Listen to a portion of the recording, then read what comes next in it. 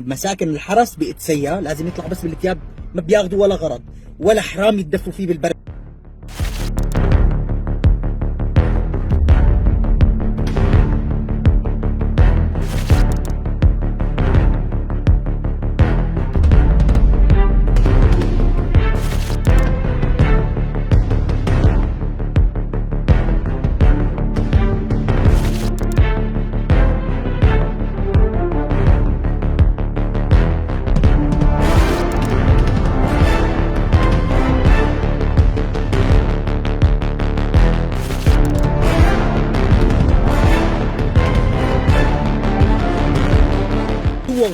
سيارات عم تفتل، عم تدعي انه هي من الدولة السورية الجديدة وعم بتقول لهم بتفضوا البيت.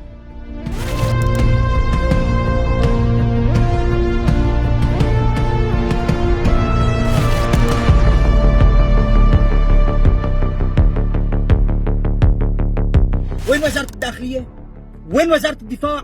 هدول البيوت ببيوتكم، هدول العالم ضيوف ببيوتكم.